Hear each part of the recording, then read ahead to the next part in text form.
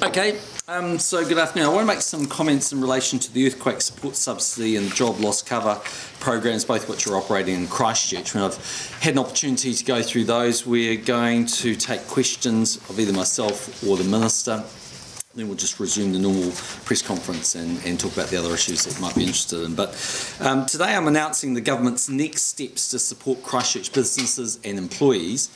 The initial earthquake support subsidy and job loss cover were both due to end on April the 4th. Cabinet has decided to extend two pieces of assistance out till April the 18th, giving employers and employees more time to consider their options going forward. Following this 2-week extension, there will be a second round of earthquake support subsidy for a further 6 weeks. The criteria for accessing this support will be more tightly targeted. Only those employers currently receiving the earthquake support subsidy will be able to apply.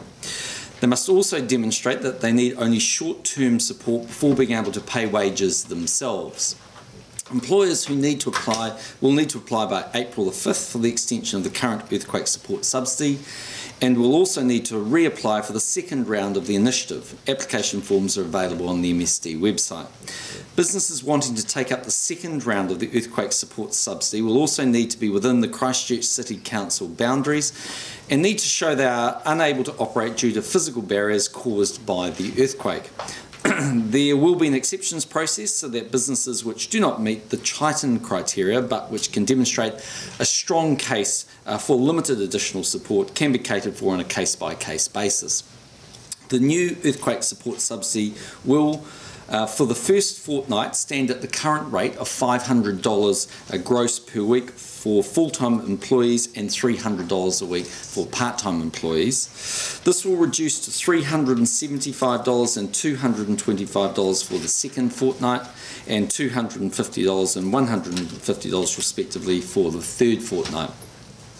A total of $153 million has been spent on the earthquake support package to date, and the package extension announced today is expected to cost a further $91 million. The job loss cover will end on April the 18th.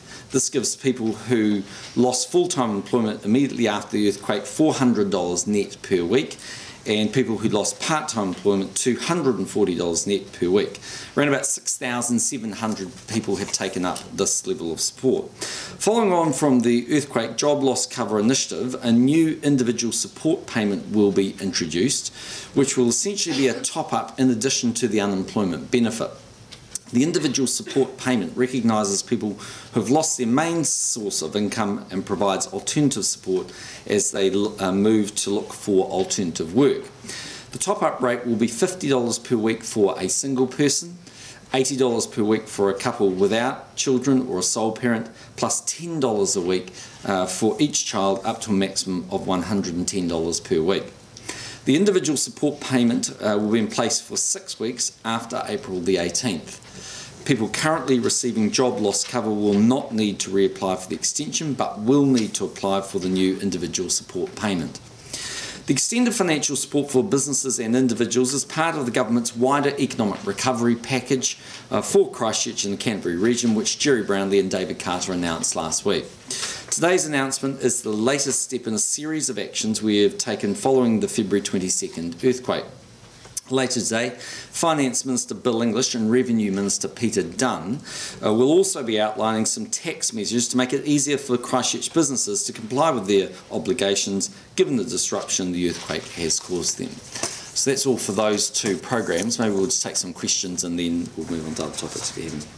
So, essentially, are you winding it back because we simply can't afford to go on funding it at that level, especially given it's going to cost $170 million in 6 weeks? Yeah, so it's been a generous program, and that was because we erred on the side of generosity, as I said when we announced the program, and it was essentially universally applied to people in the area of Christchurch that had significant disruption as a result of the earthquake. I think it makes sense to give people a little more time, but essentially the message is that we're wanting businesses and employees to use this time now to assess their likely future. For companies, we are giving them more time, but eventually they're going to have to work with those business mentors and demonstrate that they have actually got a plan for operation, whether it might be in temporary premises or with reduced staff. And when it comes to employees, essentially we are transitioning them to the unemployment benefit, but paying an additional payment to help them through it. So it's a recognition that this is a period of time which is an interim step as people regroup after the earthquake, but also acknowledging that they do need to make plans for their future now. So something like 65,000 people have used it. Is that effectively going to mean that the dole queues are going to increase by 50 or 60,000 at the end of this? No, but you're and in a couple of different respects. So one is around sole traders. So there's about 11,000 sole traders or contractors that have been getting the employer support. They won't be eligible anymore. And you'd sort of think after, with the extension of the 2 weeks, that after 8 weeks they would be able to make a judgment as to whether or not they can continue on or not. The other is we've been ringing those on the job loss cover, so about 6,700 on that at the moment. We've made contact with 2,500 of them, and about a third have actually gone into work. So it does tell us that there is some work there. Last week, Work and Income did a major push on jobs that were available and came up with 138 jobs just in that week, mainly in hospitality and retail, obviously in that sort of outer suburbs area, which had proven to be a bit busier. So there is some work there. We acknowledge that that we certainly are seeing people go on the benefit more than we have in this time last year, obviously, but we don't expect it to be that higher numbers. You say this is giving those businesses time to sort out their future, because we've had all of these concerns expressed by businesses in the CBD that they can't get in and get the stuff they need to actually carry on business. I mean, will there be a concerted effort to help them actually get in and get the material they need to actually carry on their business? Yes, so work is happening in terms of the cordoned area, and that has reduced by about 80% actually, is the advice I've had. Now, we would be the first to acknowledge there's frustrations on the part of some of those businesses that can't get in, but the assessment, of course, is one of safety, and so unless we can be sure that a business owner can enter their premises on a basis which is not likely to endanger their life, then we're being irresponsible letting them in. But I know that the National Controller is working as aggressively as they can to allow entry in, and there's been a lot of businesses that have actually had access. In fact, I have the number, it's 5,000 odd. There's quite a big number that's actually been in, and we know that they're actually working, I might add, with what is the old Chamber of Commerce, the Canterbury Business Recovery Group. To date, over 3,500 businesses have registered for access, and 553 have had access to premises. But yes, we acknowledge the other sort of teething frustrations that are going on. So when you think about this as a package that will, in final conclusion, run for 14 weeks, 3 and a bit months, that's buying them some time, but won't necessarily resolve all of their issues. We have to be aware of that. What would you do then for a business, for instance, that can't get into the CBD and just hasn't been able to get all of the material they need to keep on running their business? I mean, will there be any support beyond to help them back to their feet, or are they just... Yes, so there's a number of things. I mean, we announced the business package last week. So one part of that is the business mentors that are going to go and work alongside those businesses. So I think the first thing is there's only so long the government can provide cash. I mean, there are actually many other elements that businesses are actually wanting and will be most useful for them. For instance, alternative premises, the access to financing, as we saw from ASB's announcement in the weekend, some sense of matching up skills, for instance. So I think that there will be a different response from different businesses. Some will say, look, this is an interruption in my business. I'm not going to be in the CBD for quite a long period of time, so I can set up somewhere else. Others will simply say the earthquake has had such a devastating effect that that's terminating the lifeline of that business. Others will be, be able to take a more positive sort of view on things. And I think everyone acknowledges we can't go on forever with the packages we've got, but we also didn't want to leave people high and dry, and I think we've got the balance about right here. Is 2 months an appropriate balance, though, given the devastation in the CBD? Is 2 months enough time for business owners actually to plan their future and know whether they can be viable? Well, it's 3 and a bit months, if you think about it. It's 14 weeks, isn't it, in terms of the total package 8 and then a further 6. Again, it depends on the business. It depends whether they can get access, and depends on what they think what type of business they are. For some businesses which are in retail in the CBD, then obviously they can see, like we can see, it's a significant rebuild phase, and it won't be possible to establish business straight away. Others are starting to move out into the suburbs and operating their businesses that way. Can you just give me, with respect to the answer previously, can either of you give me an estimate on how many people this will add to the Dalton? Been given numbers about how many people it's going to add to the other? No, we don't have firm numbers on that. It's just too soon to do that. But certainly once, particularly the business coordinators are working with those businesses as well and looking at how we can progress that. I think, at the moment we are seeing a small increase in Christchurch. You've got to say 6,700 on the job loss cover, about a third of them finding jobs. So you can sort of do some numbers around that. But they are estimates and guesstimates really at the best of it. So we won't know until we get a bit further down the track with it. Just to clarify, you were saying before that retailers could extend out of the CBD to other areas, particularly with retailers. What advice have you got about the viability of that, given that Christchurch has a series of urban peripheral malls which are generally quite full? Yeah, so it depends.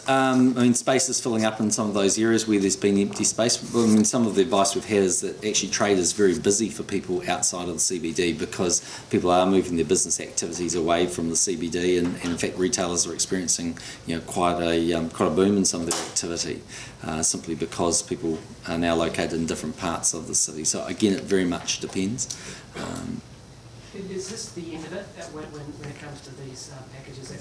That's pretty much it. Well, I think by then we'll be 3 months on. We'll be in a position, I think, for those businesses and employees to have a better ability to assess their future and what that might mean. And we're not going to rule out having other initiatives, and certainly on the business recovery front we do have other initiatives. But the reason that we're phasing out the employer wage subsidy from being 100% funded, if you like, at $500 a week to 3/4 and then half and 25% funding is a recognition that is phasing out over time, and they're going to have to adjust to the new world order they find themselves in. And you're looking at having spent what, $250 million? Yeah. So it's not insignificant. It's a lot of money. And there are people right around the country who face different circumstances, but in some respects a similar circumstance. They may have lost their job, or their business may be caused interruption for some reason. It's just the scale in Christchurch. So so I think we've got the balance about right, but it's not without a price tag, and we're trying to give Christchurch all the support that we can. These subsidies are all going to expire just in the middle of winter, really, aren't they? It's going to be a pretty tough winter for Christchurch, I would imagine. Yeah, it's not quite as blunt as that sounds, though, because you've got to remember people who are on job loss cover, they're transitioning effectively onto the unemployment benefit and at a higher rate with supplementary payments. Those who are using the employer subsidy scheme, well, they will have had 3 months of trying to get that relationship together. We couldn't expect the business in day one to have a realistic assessment of its business employee needs, or whether it can actually operate and where and what its cost base is likely to look like. But with 3 months on, they will. And some of those businesses, the package announced in the weekend by ASB was $200 million worth of funding for the SME sector at 0% interest for 1 year. That may change the dynamics of whether a small business can actually operate. Those transitioning to the UEB and the extra payment for the independent payment, how long would that continue for? That's continuing for 6 weeks after the 18th of April. So we are extending the job loss cover until the 18th of April, and then there'll be 6 weeks after that the extended support payment will be there. Payment stops after those 6 weeks? Yes, it At this does. point, yeah. Is there any help planned or available for families who decide they have to leave Christchurch and find work elsewhere because there's none, their job's gone? There is currently help, so there's certainly hardship grants to help those people move. There is certainly special payments. There's also the special needs grants that are there. So there is available help available for people that want to relocate under certain circumstances. That's not over and above what's already there? No, but this is exactly what it's kind of for, if you like. So it is being used. There's also the civil defence payments, which we've spent about $15 million on them for about 84,000 payments to date. So they're certainly being used for a range of things as well. Do you know how much raised from the international fundraising? So far, look, in total, I don't. Our fund's sitting at about $35 million, but there's a whole range of things that we're working on, and while something like the ASB announcement isn't isn't specifically part of the fund. It's not being channeled through the fund. The $1 million might be that they're giving, but the rest of it isn't. It is part of our efforts. I think you can at least say that, and us going out and talking to businesses. So over the course of the next 4 to 6 weeks, we're looking to firm that number up. We've got quite a number of people who have made pledges to us of a significant nature, but we haven't firmed up exactly where that money is going to be used for yet. Have you spoken to any other banks about whether they will provide mortgage support like ASB has? I haven't directly, but I'm aware that banks are looking at their position and what they might want to offer. And look, we're encouraging them to actively consider what they might want to do for Christchurch. Will you be announcing the government agency overseeing the rebuild of Christchurch tomorrow? Yeah, I want to move on to that. If you're finished with this, I can happy to move on. Okay, so on that happy note, tomorrow I'll travel to Christchurch with the Minister for Canterbury Earthquake Recovery, Jerry Brownlee, to announce the establishment of a new authority to provide leadership and coordination of the ongoing recovery. As I've said before, it's clear that the scale of the task in Canterbury is too big to be handled by existing institutions. The new authority will pull together the resources of central government and coordinate them so that we have an effective, timely recovery. People want action in Christchurch, and I'm confident we have come up with a structure that will give them that, while working in collaboration with the local councils and communities. Just cover off a couple of other quick things and then take questions you might have. You'll be aware of reports of serious bullying incidents in schools around the country. I take the issue of bullying extremely seriously, and I'm determined we will do everything we can as a government to ensure our schools are safe for students. I've asked the Education Minister to write to all boards of trustees and to reaffirm to them their responsibilities to provide safe environments for children in their care. It's my expectation that the boards will meet with their school principals to ensure that they have in place a solid and workable plan for combating bullying. It's also my expectation that ERO audits will reflect the adequacy of those anti-bullying plans. The Minister of Education, Anne Tolley, will be convening a meeting of relevant parties to assess whether we have in place the best practices in this area. Just finally, in terms of my activity, on Wednesday I'm in Ashburton and Timaru, and on Thursday I'm back in Christchurch to open new facilities at Burnside High School and Summerfield School. On Friday I'll be in Auckland doing a number of events with the Indian community. On Saturday, amongst other things, I'm at Te Kuiti for the National Shearing Champs.